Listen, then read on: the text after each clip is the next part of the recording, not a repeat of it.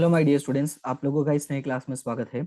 आज की हम अपनी इस नए क्लास में हम मार्केटिंग मिक्स का नेक्स्ट पी पढ़ने वाले हैं, जो है हमारा प्राइस। इसके पहले हम लोगों ने प्रोडक्ट के बारे में पूरा टॉपिक कंप्लीट कर लिया था, जो बेसिकली 2 क्लास में कंप्लीट हुआ था। जिसमें पहली क्लास में मैंने ब्रांडिंग के बारे में बताया था, दूसरी क्लास में मैंने लेबलिंग और पैकेजिंग के बारे में बताया था। इसका लिंक आपको डिस्क्रिप्शन में मिल जाएगा, कोई प्रॉब्लम नहीं है, आप जाके प्लेलिस्ट में देख सकते हैं। ठीक है, अभी नेक्स्ट पी की बात करते हैं, जो है प्राइस। आपका सेकेंड और मोस्ट इंपॉर्टेंट डिसीजन जो होता है वो होता है किसी भी प्रोडक्ट को लेके उसका प्राइस डिसाइड करना। अगर आप प्राइस सही से डिसाइड नहीं करते हो तो होगा क्या प्रॉब्लम, कि आपका प्रोडक्ट कितना भी अच्छा क्यों ना मार्केट में आप सेल नहीं कर पाओगे। तो क्वेश्चन ये है कि सब प्राइस कैसे डिसाइड करते हैं, क्या क्या इश्यूज आती हैं, जिसको बेसिकली हम पढ़ने वाले हैं as a topic, factor affecting prices. Right, तो स्टार्ट करते हैं टॉपिक और देखते हैं क्या है प्राइस के बारे में। सबसे पहले, price determination of product is most important for any business unit. ये एक बहुत नॉर्मल सी बात है कि किसी भी बिजनेस के लिए जो प्राइस डिसाइड करना वो है क्या है, इंपॉर्टेंट बात है। दूसरा पॉइंट है कि price is very important for both the customers and the sellers, sorry buyers and the sellers. सीधी सी बात है, कस्टमर यानी कि बायर और सेलर दोनों के लिए जरूरी है। अगर सेलर जो है वो सेल करके अर्निंग करना चाहता है, तो जो बायर है वो भी परचेस करके अपनी नीड को सेटिस्फाई करना चाहता है। बट उसकी भी एक लिमिट है, वो इतना पैसे नहीं खर्च कर सकता है कि बाकी डिमांड को सेटिस्फाई ना कर पाए। राइट, इसीलिए उसको सोचना पड़ता है। Demand for a product is inversely related to the price of that product. ये बात हम लोगों ने इकोनॉमिक्स में पढ़ा है क्लास 11th में, कि किसी भी प्रोडक्ट का जो डिमांड होता है वो उसके प्राइस के इनवर्स होता है। अब क्वेश्चन ये, प्राइस के इनवर्स का मतलब क्या है, इसका जो एक्सप्लेनेशन है वो आपको नेक्स्ट लाइन में मिल जाएगा। वो ये है कि when the price of product rises, demand tends to fall. When price fall, the demand rises. Simple सी भाषा में कहूं तो अगर किसी भी वस्तु की जो यानी कि जो प्रोडक्ट होता है उसका प्राइस अगर डिक्रीज होता है तो उसकी डिमांड क्या होती है, इंक्रीज होती है। और अगर उसका प्राइस डिक्रीज होता है, वापस बोलना हो सॉरी, जब प्राइस उसका डिक्रीज होता है तो डिमांड इंक्रीज होता है। लेकिन अगर उसका प्राइस इंक्रीज हो जाता है तो उसकी जो डिमांड होती है वो क्या हो जाती है, नीचे चली जाती है। Right, elimination process of any business unit determines the market situations. A firm's income and profit depend on the price of the product. जैसे अभी मैं न्यूज देख रहा था।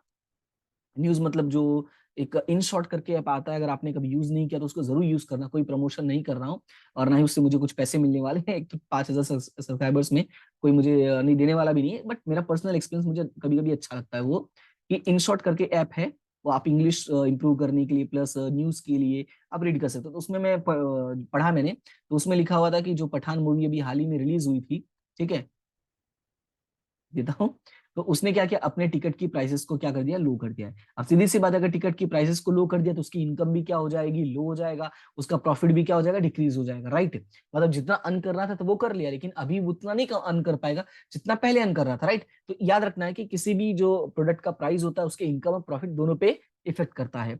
Every firm has to fix a reasonable price for the product. अब question है, sir ये reasonable price का था। रीजनेबल प्राइस का मतलब वो प्राइस होता है जो बेसिकली एक कस्टमर के लिए और एक सेलर दोनों के लिए कंफर्टेबल हो, इसमें से ना किसी का लॉस हो ना किसी का ज्यादा एक्स्ट्रा बेनिफिट हो, ना ही ऐसा लगे कि सामने वाला पर्सन जो है वो हमें लूट रहा है। ठीक है, अब बात करते हैं कंसेप्ट की। तो कंसेप्ट तो एक्सप्लेन कर ही दिया मैंने, लेकिन फिर भी देख लो। Price refers to the value paid by the consumer for the physical, economical, social and psychological satisfaction received from the product. अगर कोई पूछे कि प्राइस क्या है, तो याद रखना है प्राइस बेसिकली वो चीज है जो हम किसी भी प्रोडक्ट के लिए पे करते हैं। गलत जवाब।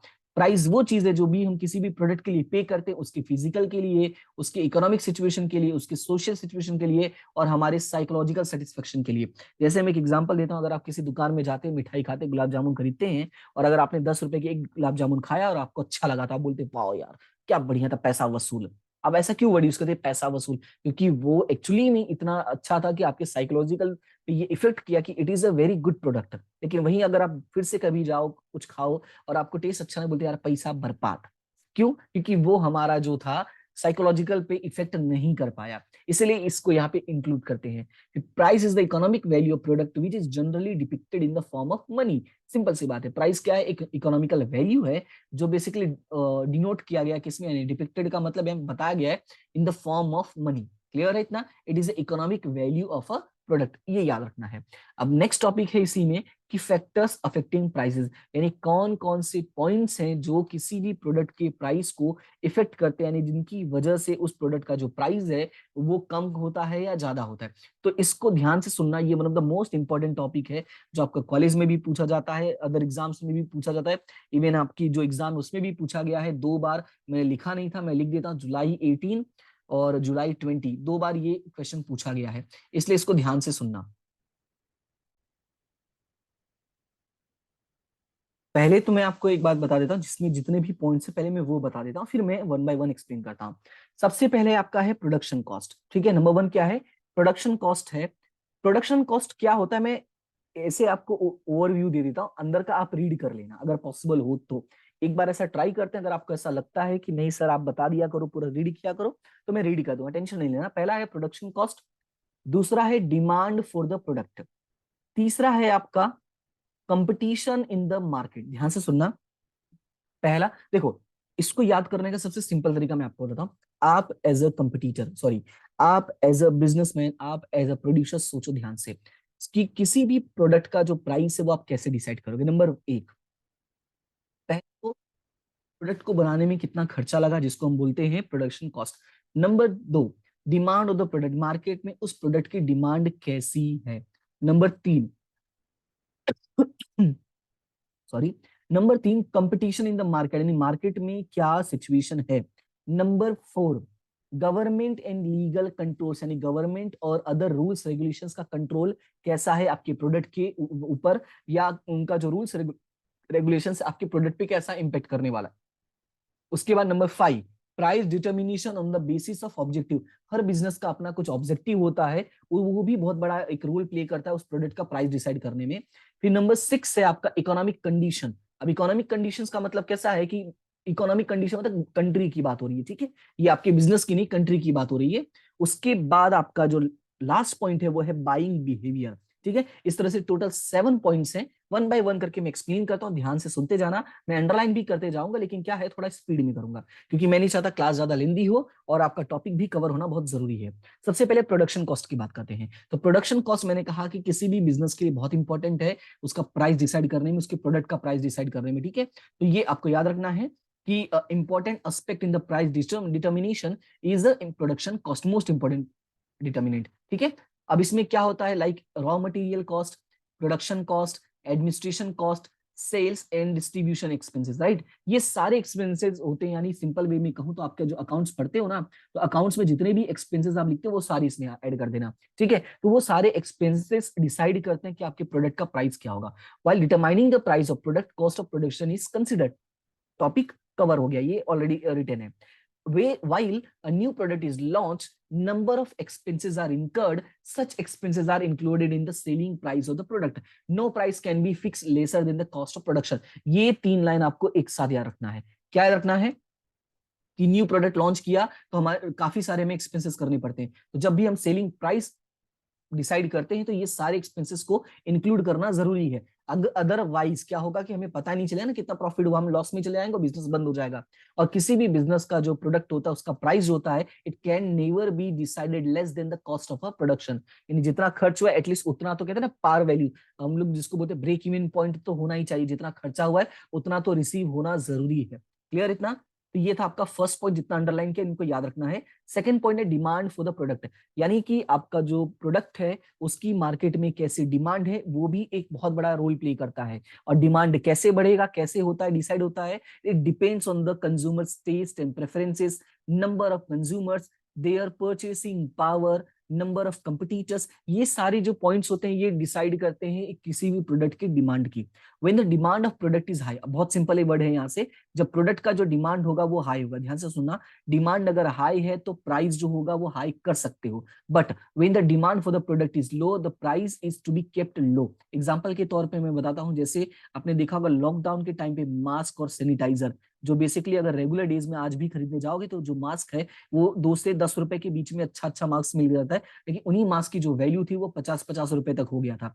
सैनिटाइजर की ही बात करूं तो मुझे अच्छे से याद है कि मैंने लॉकडाउन से पहले एक सैनिटाइजर लिया था, 70 रुपीज का लिया था, ठीक है, और वो ज्यादा नहीं बड़ा था, लेकिन 100 ml का था शायद, मुझे अच्छे से याद नहीं है, पर बॉटल बड़ी थी, बट मतलब ज्यादा भी बड़ी नहीं थी, मतलब 70 रुपीज का था। और सेम सैनिटाइजर में जब लॉकडाउन की बात लेने गया, लॉकडाउन के बाद मतलब जब लॉकडाउन हो गया, गवर्नमेंट ने अनाउंसमेंट किया भाई यूज करो, तो मैं भी बोला चलो ले लेते हैं एक, क्योंकि बाहर कभी कभी आना जाना होता तो भाई वहां पे रखना जरूरी था, कंपलसरी था कि भाई आपके पास एक होना चाहिए।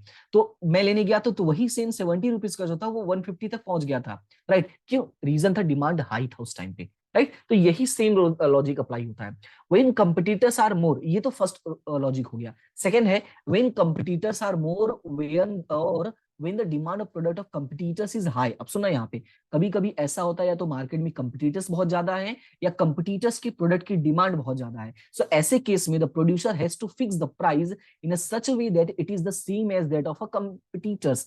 मतलब ऐसे समझो कि मार्केट में दो कंपनी है जो पेन बनाती है, एक है सेलो और एक है फ्लेयर्स। ठीक है, अगर सेलो वाले ने 5 रुपए रखा तो फ्लेयर वाला कभी भी 6 रुपए नहीं रखेगा, क्योंकि उसको पता अगर उसने जैसे ही 6 किया वो सेलो वाला जाके उसको लूट लेगा, मतलब सेलो वाले का डिमांड इंक्रीज हो जाएगा। तो समटाइम्स ऐसे केसेस में हमें एज पर द जो कंपटीटर्स होता है उनके अकॉर्डिंग चलना पड़ता है। When competitors are less, price can be kept high and more profit can be earn. जब हमें पता है मार्केट में ऐसी चीजें अवेलेबल है ही नहीं, और है भी तो बहुत कम है, तो तुम जो प्राइस रखोगे वो डिमांड रहेगा उसका। क्लियर है इतना? तो ये था आपका second point, that is a demand for the product. उसके बाद नेक्स्ट पॉइंट है कंपटीशन इन द मार्केट। अभी जो डिमांड ऊपर हम लोगों ने रीड किया ना, जिसमें कंपटीशन का एक पॉइंट आया था, वही पॉइंट इसमें रिपीट कर देना है। The extent of competition affect the product price directly. ये बात याद रखना है, कंपटीशन कैसा है उसके बेस पे हम प्राइस डिसाइड करते हैं।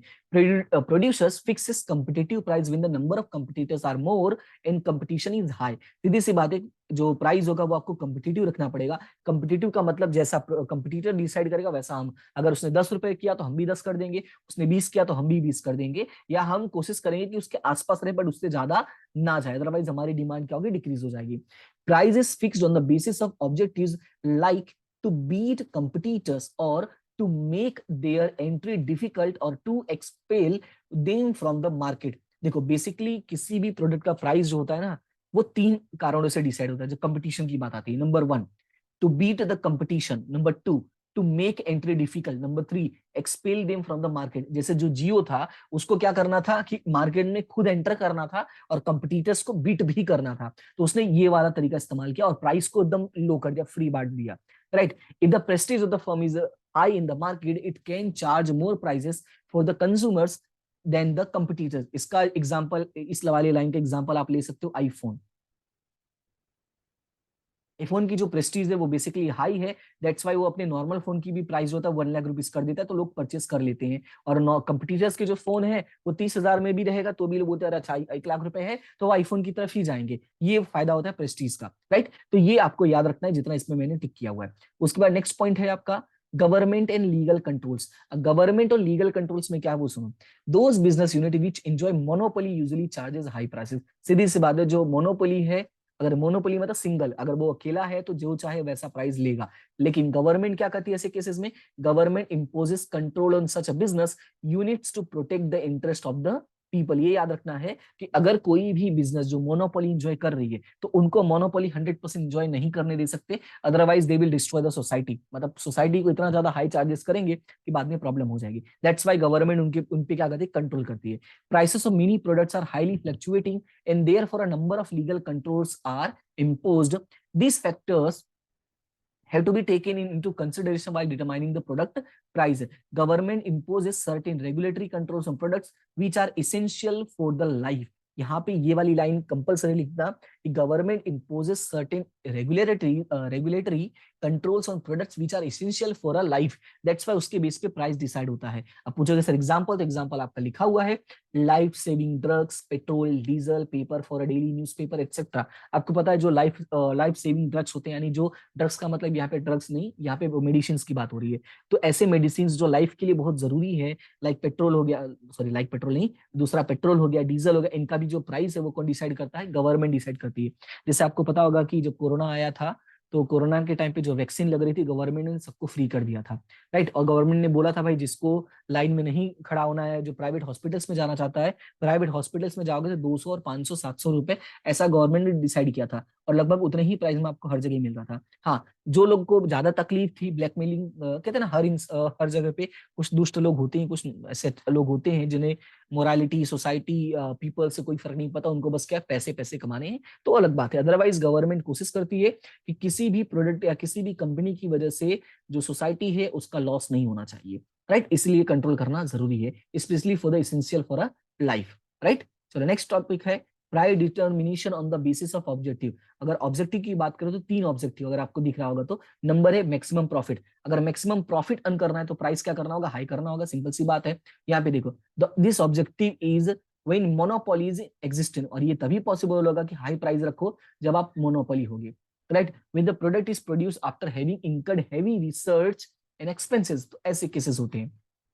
Number 2, to acquire dominant position in the market, और अगर डोमिनेंट पोजीशन करना है तो आपको प्राइस क्या करना होगा, लो करना होगा, सो दैट मार्केट में आपके प्रोडक्ट की डिमांड इंक्रीज हो जाए, right. Number 3, to sustain competition, अगर कंपटीशन में बने रहना है, जैसे मान लो आपका जो प्रोडक्ट है वैसे प्रोडक्ट बहुत सारे हैं, यानी जब कंपटीशन हाई है, ऐसे केसेस में क्या होगा, the business firms are ready to fix prices lower than और at par with that of a competitors, यानी जितना प्राइस वो लोग रखेंगे उतना हम रखेंगे या उनसे कम रखेंगे, ठीक है। ये था आपका 3 टॉपिक, तीनों याद रखना है, maximum profit, to acquire dominant position and to sustain competition. Profit वाला है तो हाई रखना होगा, डोमिनेंट पोजीशन है तो लो करना होगा, सस्टेन कंपटीशन एट पार और नियर टू द कंपटीटर्स, ठीक है। उसके बाद नेक्स्ट है इकोनॉमिक कंडीशन।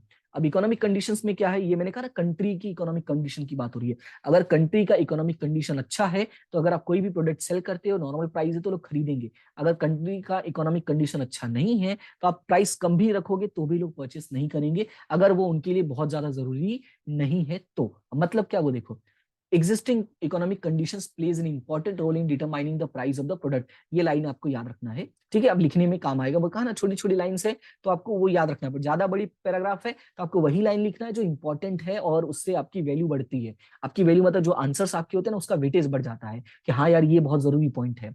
बाकी स्टोरी तो बहुत सारी होती है, स्टोरीज आपको नहीं लिखना है सारा, स्टोरीज वहीं लिखो जहां पे आपसे नहीं बन पा रहा है। If the economic condition of the country is good, जो मैंने कहा अगर किसी भी कंट्री का इकोनॉमिक कंडीशन जो है अच्छा है तो price can be fixed at higher level, लेकिन अगर कंट्री में रिसेशन चल रहा है तो आप प्रोडक्ट का प्राइस हाई नहीं रख सकते। जैसे आपने देखा होगा, अक्सर सुना होगा अपने घर में अपने लोगों से या अपने आसपास बोलते हैं कि यार मार्केट में मंदी हो गई है, सामान नहीं बिक रहा, तो कई बार वो लोग प्राइस कम कर देते हैं, फिर बोलते हैं यार मार्केट में काम अच्छा चल रहा है, धंधा अच्छा चल रहा है, तो प्राइसेस हाई भी रहती है तो लोग खरीदने के लिए रेडी रहते हैं, पैसा देने के लिए रेडी रहते हैं, राइट। ये हो गया आपका economic condition. The last topic is buying behaviour. अब देखो बायर्स का जो बिहेवियर होता है ना वो भी बहुत इंपैक्ट करता है। अगर बायर्स को नहीं खरीदना है तो आप कितना भी प्राइस कर दो उनको फर्क नहीं पड़ने वाला, राइट। तो consumer behaviour plays an important role in product price determination. Factors that determine consumers behaviour include consumers habit, social culture, individual, personal and economic conditions. ये कुछ पॉइंट्स होते हैं जो किसी भी कंपनी के प्रोडक्ट को प्राइस का जो डिसीजन होता है उस पर इंपैक्ट करते हैं। Due to this factors the attitude towards a product may change and ultimately product do not get desired or expected response from the consumers. It is desirable to determine the price of product after considering all these factors. Sometimes अगर आपका product ऐसा है जो consumers के in behaviour से impact पड़ने वाला है तो हमें प्राइस वैसा डिसाइड करना चाहिए जिससे ये जो बिहेवियर्स है उसका इंपैक्ट ना पड़े, ठीक है। तो फिलहाल ये आपका लास्ट पॉइंट था बाइंग बिहेवियर, और आपका जो सेकंड पी था वो कंप्लीट हो गया, दैट इज अ प्राइस। उसके बाद आपका नेक्स्ट है प्लेस। तो प्लेस वाला जो है वो इतना इंपॉर्टेंट नहीं है, उसमें सिर्फ आपको ये वाला पूछते हैं चैनल ऑफ डिस्ट्रीब्यूशन, जिसमें आपको ये पॉइंट्स होता है डायरेक्ट और इनडायरेक्ट वाला। तो ये आप खुद से एक बार रीड कर लेना, मैं आपको नेक्स्ट वाला सीधा स्टार्ट करूंगा जिसमें आपका प्रमोशन है, और प्रमोशन में भी सारा नहीं बताऊंगा, प्रमोशन में भी जो जरूरी है वही वाले पॉइंट्स बताऊंगा, लाइक रोल ऑफ एडवर्टाइजमेंट वाला हो गया, और उसके बाद है पर्सनल सेलिंग का हो गया, एक टॉपिक आता है एग्जाम में पूछा गया है, उसके बाद है आपका सेल्स प्रमोशन टेक्निक्स पूछा है। तो मैं ऐसे टॉपिक्स आपको मैं कवर अप करवा दूंगा ताकि चैप्टर जल्दी कंप्लीट हो। अगर ऐसा लगता है कि हाँ सर एक बार प्लीज बता दे तो प्लीज नहीं, अगर आपको ऐसा लगता है कि सर एक बार बता दो तो मैं बता दूंगा, ऐसा कुछ नहीं है। फिलहाल अभी वो टॉपिक्स जो मुझे जरूरी लगता है मैं वो टॉपिक्स कंप्लीट कर दूंगा, ठीक है। तो फिलहाल आज के लिए इतना ही, बाकी जो भी डाउट है जो भी प्रॉब्लम्स हो आप मुझसे शेयर करते रहना। आज के लिए इतना ही, मिलते हैं नेक्स्ट क्लास में, तब तक के लिए thank you so much and have a good day.